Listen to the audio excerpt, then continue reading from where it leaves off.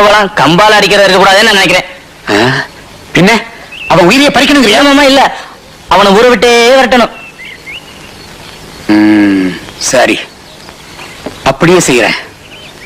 ஒருவேளை நீ சொல்றது பொய்யானா நீ ஊரை விட்டே ஓடணும், அவ்வளவுதானே.